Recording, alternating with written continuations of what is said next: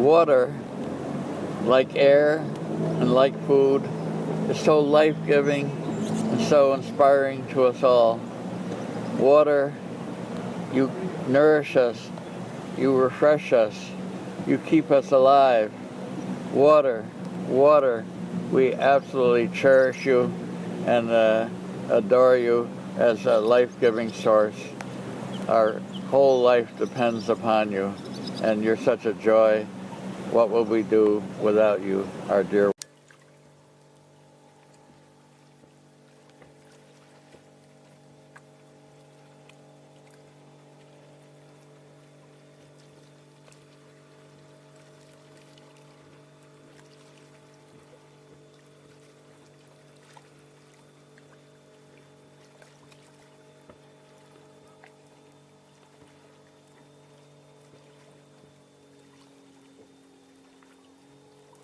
So that's how I found things are. I have to get in early, get to work on my own things, and then, the responsibilities of being a teacher. I say, oh yeah, oh that's right, that's why I'm here.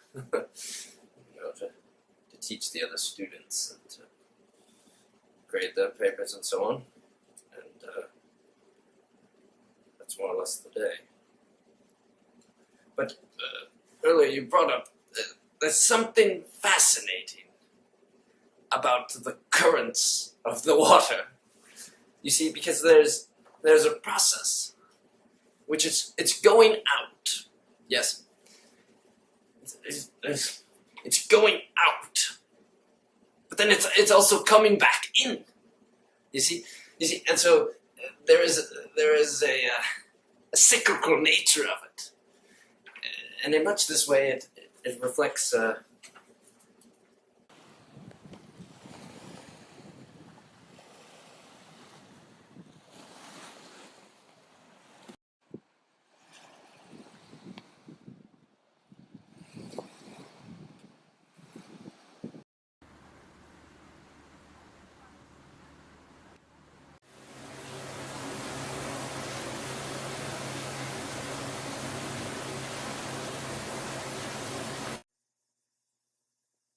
So this one time I was a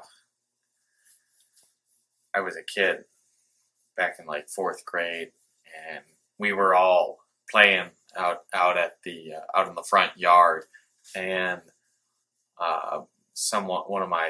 one of the neighbors kind of bolted back into the backyard, and he came out with one of the squirt guns that I gotten as a birthday present earlier, like the year before, and yeah, he came around. And he was gonna squirt with it, and he squirted me in the face.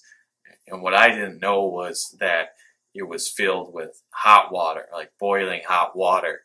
It gets me right in the face, and I just remember, like, I couldn't see, and I just let out this massive wail, and it wasn't until my mom came out that, like,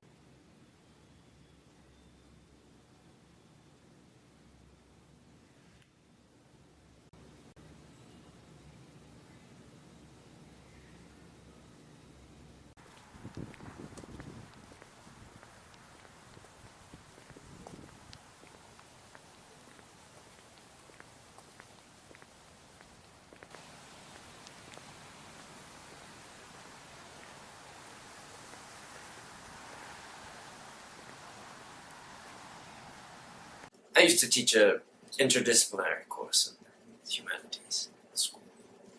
And the student came up to me after class, because at the end of the class I said, I defy you to beat this. We were reading Proust. I defy you to beat this. I waved the book in front of her. She came up afterwards and she said, I've got it beat. And I said, how? She said, go over to the lake. You look down at it, and the water is dark. It's dark water.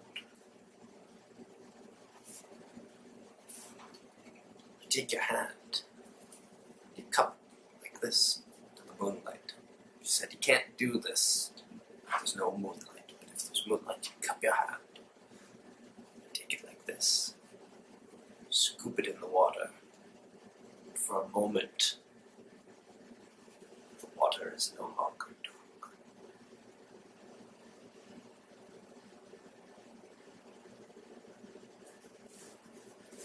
I never did try it, but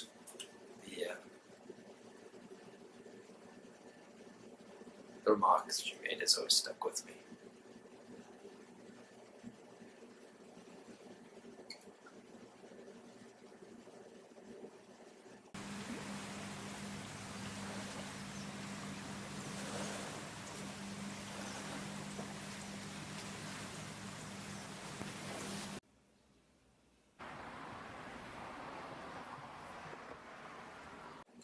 But earlier you brought up there's something fascinating about the currents of the water.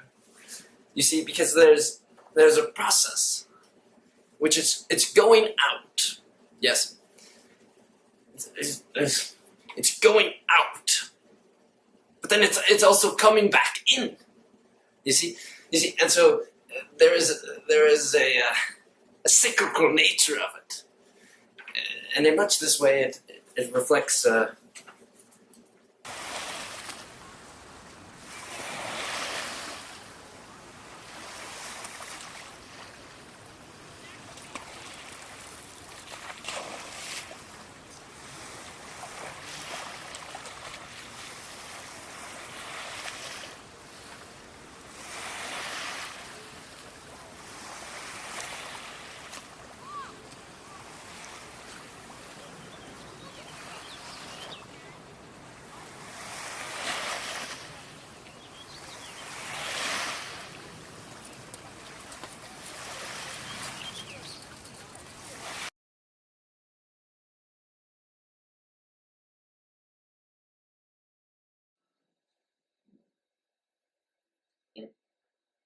What I can't stand is you have a squirt gun fight because you want to have fun, and you go into it trying to have fun, and you don't use boiling hot water. You use cold water because that's what's supposed to happen when you're playing a game.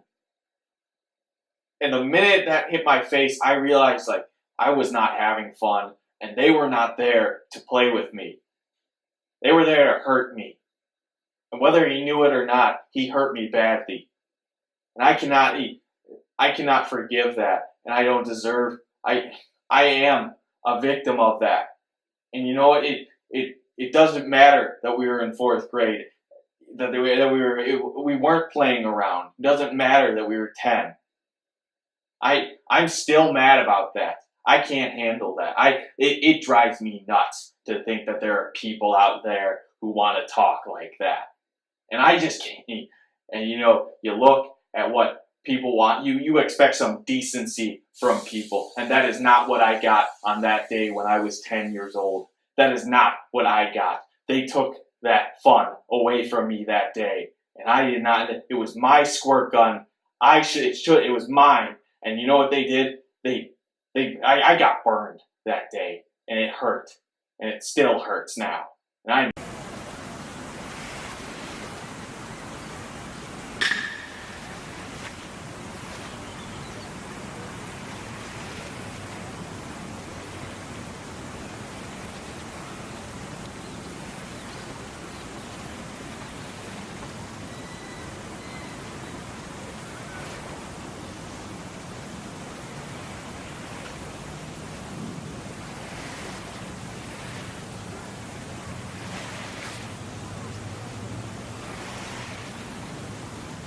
Water, water, water, water.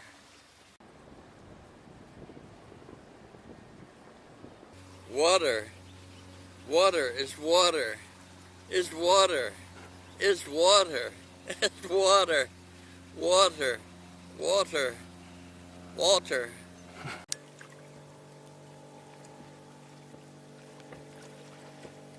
So the water goes in, You see? There is in, okay? It goes in, and then it goes out. And there's many ways. There is to, okay? And then there's from. There is give, okay? And then there is take. Okay? There's the id, and then there's the superego. Okay? Do you understand? Do you understand?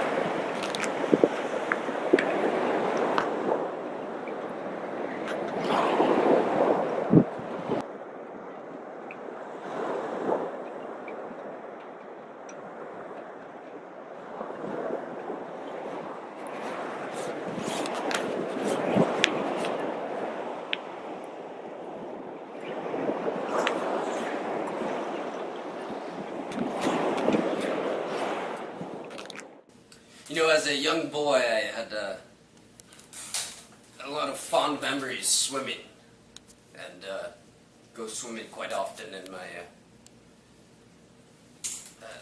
just tremendous memories, and I loved it. I was like a fish in the water, and I just loved it. And I found as I grew older and older, I progressively had more of a difficult time swimming, and you know, various reasons were suggested. And my mother, in fact, thought that perhaps it was due to bone density.